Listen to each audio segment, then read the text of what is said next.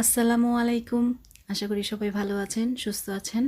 সবাইকে শুভেচ্ছা জানিয়ে শুরু করছি সেলিনা রান্নাঘর থেকে। আজকে আমি রান্না করেছিলাম পাস্তা হোয়াইট সস দিয়ে। তো ভিডিও করলাম আপনাদের সাথে শেয়ার করব বলে, কী লাগছে, কিভাবে রান্না করেছি। আমি আসলে পেশাদার কোনো ফুড ব্লগার নই। যদি কোনো ভুল ত্রুটি হয়ে থাকে ক্ষমা সুন্দর চোখে দেখবেন। অনেকটা শখ করেই ভিডিও করা আর ভিডিওগুলো আপনাদের সাথে শেয়ার করা। ভালো লেগে থাকলে অবশ্যই রান্না করবেন বাসায়, সবাইকে নিয়ে মজা করে খাবেন। আসলে অনেক সময় ভিডিও দেখে রান্না করতে ইচ্ছে করে। তো আজকে রান্না করেছিলাম হোয়াইট সস দিয়ে পাস্তা। পাস্তা তো আমরা কম বেশি সবাই রান্না করি, একটু চেঞ্জ নিয়ে আসলে খেতে মন্দ লাগে না। তো চলুন শুরু করা যাক কিভাবে রান্না করেছি। যেভাবে আমরা পাস্তা সিদ্ধ করে থাকি, একটা পাতিলে আমি পানি গরম করে নিয়েছি। আর এখানে আমি 2 কাপ মতো পাস্তা দিয়ে নেব।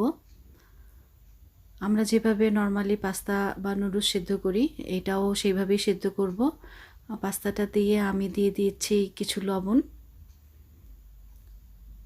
আর সেই সাথে দিয়ে দিব সামান্য কিছু পরিমাণ তেল। তেলটা দিলে হয় কি, পাস্তাগুলো একটা আরেকটার সাথে লাগবে না, একটু ঝরঝরে থাকবে। তো সেই জন্য আমি তেল দিয়ে নিলাম। আর এটাকে আমি 6 থেকে 7 মিনিটের মতো সিদ্ধ করে নেব। এটা দেখলেই বোঝা যাবে যে এটা সিদ্ধ হয়েছে কিনা। এটা সিদ্ধ হয়ে গিয়েছে প্রায়। এখন এটাকে আমি নামিয়ে পানি ঝরিয়ে নিচ্ছি। এখানে কেটে রেখেছিলাম মিক্স পেপার আর ক্যারট। আমি একটা হাঁড়ি বসিয়ে দিলাম, যেটাতে আমি পাস্তাগুলো রান্না করব। দিয়ে দিচ্ছি পরিমাণ মতো কিছু তেল। আর এখানে দিয়ে দিচ্ছি 1 টেবিল চামচের মতো রসুনের চপ, খুব ছোট ছোট করে নিয়েছি। সাথে দিয়ে দিচ্ছি কিছু পেঁয়াজের চপ, ছোট ছোট করে কেটে নিয়েছি রসুনের মতো করে। আর এটাকে হালকা একটু ভেজে নেব 1-2 মিনিট। 1-2 মিনিট ভাজার পর এখানে আমি দিয়ে দিব চিকেন, যেই বুকের অংশটা, এটা আমি ছোট ছোট করে কেটে নিয়েছি। এখানে প্রায় আধা কাপের মতো। আপনারা চাইলে কম বেশি দিতে পারেন, চিকেন বেশি হলে মন্দ লাগে না পাস্তা কিংবা নুডলসে। তো এই চিকেনটাকে আমি হালকা কিছুক্ষণ ভেজে নেব। দিয়ে দিচ্ছি অল্প কিছু লবণ চিকেনটাতে। তো এই চিকেনটা পেঁয়াজের উপরে আর রসুনের উপরে কিছুক্ষণ 2-4 মিনিট ভেজে নিচ্ছি। হালকা একটু পেঁয়াজ থেকে জুসি হলে এটাকে আমি একটু ড্রাই করে নিব। তো চিকেনটা প্রায় হয়ে এসেছে। এখন আমি কেটে রাখা সবজিগুলো দিয়ে দিব। এখানে আমি ক্যাপসিকাম আর ক্যারট কেটে নিয়েছি। আপনারা চাইলে অন্যান্য সবজিও দিতে পারেন, যার যেটা ভালো লাগে। তো সবজিগুলো দিয়ে চিকেনের সাথে মিক্সড করে নিচ্ছি। আর চুলোর আঁচটা মিডিয়াম আঁচে থাকবে, যাতে সবজিগুলো সেদ্ধ হয়। দিয়ে দিচ্ছি কিছু কাঁচামরিচ। আমি এখানে পরে আরও চিলি ফ্লেক্স দিব। তো আপনারা আপনাদের ঝালের স্বাদ অনুযায়ী কাঁচামরিচ প্রয়োজন হলে দেবেন, না দিলেও চলবে। তো ভালোভাবে সবজিগুলোকে আমি মিক্সড করে নিলাম চিকেনটার সাথে, এবং অল্প কিছু সময় নেড়েচেড়ে একটু সেদ্ধ করার চেষ্টা করছি। প্রায় হয়ে গিয়েছে। এখন দিয়ে দিচ্ছি হাফ চা চামচ অরেগানো। আপনারা এখানে চাইলে মিক্সড হার্বটাও দিতে পারেন, যেটা আপনাদের হাতের কাছে থাকে। দিয়ে দিচ্ছি হাফ টি স্পুনের ব্ল্যাক পেপার। দিয়ে দিচ্ছি হাফ টি স্পুন চিলি ফ্লেক্স। আমি আগেই বলেছি এখানে আমি চিলি ফ্লেক্স দিব, আপনারা আপনাদের ঝালের স্বাদ অনুযায়ী কাঁচামরিচ ব্যবহার করবেন। তো দিয়ে আরও 2-1 মিনিটের মতো এটাকে আমি মিক্সড করে নিচ্ছি।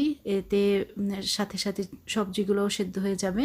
তো আমার মোটামুটি সেদ্ধ হয়ে এসেছে, একদম সেদ্ধ করব না। দিয়ে দিচ্ছি পাস্তাগুলো, বয়েল করা পাস্তাগুলো দিয়ে সবজিটার সাথে ভালোভাবে মিক্সড করে নিচ্ছি। খুব বেশি সময় আমি এটাকে চুলোর উপরে রাখবো না, কারণ আমি সসটার সাথেও আবার মিক্সড করব। তো চলে আসলাম সসটা তৈরি করতে, হোয়াইট সস।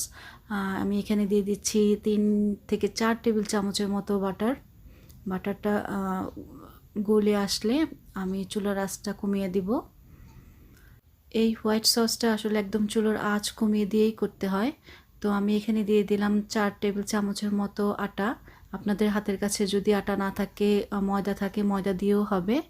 তো অনবরত নাড়তে হবে যাতে কোনো দলা পেকে না যায়। এই হোয়াইট সসটা একটু সময় নিয়ে করতে হয়, এবং একদমই মিডিয়াম টু লো আছে, যাতে লেগে না যায় বা পুড়ে না যায়। তো অনবরত নেড়ে আমি এটাকে একদম মিক্সড করে দিয়েছি ভালোভাবে।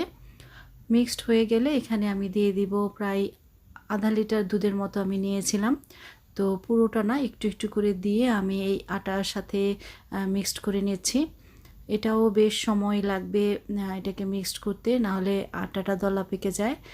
তাই অল্প আছে এবং অল্প অল্প দিয়ে একটু সময় নিয়ে এটাকে কুক করতে হবে। মোটামুটি ভালোই ধৈর্যের সাথে এই হোয়াইট সসটা তৈরি করতে হয়। তো এভাবে আমি অল্প আছে এটাকে নেড়ে মিক্সড করে নিয়েছি। একটু সময় নিয়ে এটাকে আমি মিক্সড করেছি এবং অল্প আছে একটু সময় এবং ধৈর্য সহকারে এটাকে মিক্সড করতে হয়। দিয়ে দিচ্ছি হাফ টি স্পুনের চিলি ফ্লেক্স, আর সেই সাথে দিয়ে দিব হাফ টি স্পুনের অরিগানো। এখানেও অরিগানো দিতে পারেন, অথবা যদি মিক্সড হার্ব থাকে সেটাও দেওয়া যায়। দিয়ে দিচ্ছি স্বাদ মতো লবণ, দিয়ে দিব হাফ টি স্পুন ব্ল্যাক পেপার। তো সব কিছু মিক্সড করতে করতে এটাও মোটামুটি রান্না করা হয়ে গিয়েছে। তো এটাতেও বলক চলে এসেছে এবং ঘনত্বটা এইরকম থাকবে। আমি এখানে কিছু চিজ দিয়ে নিয়েছি, আপনারা চাইলে দিতে পারেন অথবা না দিলেও চলবে। তো চিজটাকে আবার মিক্সড করে নিচ্ছি এবং চিজটা যাতে ভালোভাবে মিক্সড হয়ে যায় সেই পর্যন্ত অপেক্ষা করছি। তো হয়ে গিয়েছে, এখন এই হোয়াইট সসটা রেডি পাস্তার জন্য। আপনারা এখানেও পাস্তাগুলো ঢেলে দিতে পারেন, অথবা পাস্তা যেখানে রান্না করেছেন সেই হাঁড়িতেও দেওয়া যায়। আমি সেই হাঁড়িতেই সসটা দিয়ে দিয়েছি। তো সসটা সম্পূর্ণটাই আমি দিয়ে নিয়েছি এই পাস্তাতে, দিয়ে এটাকে আবার মিক্সড করে নেব। তো হাঁড়িটা একদম লো ফ্লেমে আছে, লো ফ্লেমের উপর আমি হাঁড়িটা রেখে মিক্সড করছি। খুব বেশি আঁচ হয়ে গেলে এই হোয়াইট সসটা জমে যাবে। তো অল্প আঁচেই, একদম অল্প আঁচে আমি এটাকে মিক্সড করে নিচ্ছি। তো মিক্সড করার পর এটা হয়ে গিয়েছে, পাস্তা তো আগেই রান্না করা। সবগুলো ভালোভাবে মিক্সড হয়ে গেলে আমি চুলোর আঁচ বন্ধ করে দিয়েছি। তো এভাবেই তৈরি করে নিয়েছিলাম আজকে হোয়াইট সস উইথ পাস্তা। আমরা সবাই এখানে কম বেশি নুডলস পাস্তা আমাদের খেতে হয়। তো একটু অন্যরকম করে রান্না করলে খাওয়ার স্বাদটা একটু অন্যরকম লাগে, বা একটু চেঞ্জ নিয়ে আসলে খেতে ভালো লাগে। তো সেজন্যই তৈরি করা। সবাই বাসায় রান্না করবেন এবং অবশ্যই পরিবারের সবাইকে নিয়ে মজা করে খাবেন।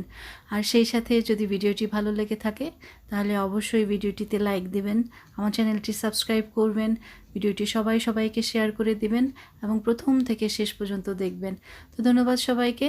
আবারও নতুন আরেকটি ভিডিও নিয়ে আসার আগ পর্যন্ত সবাই ভালো থাকবেন, সুস্থ থাকবেন, সুন্দর থাকবেন। আজকে এখানেই শেষ করছি। আল্লাহ হাফেজ।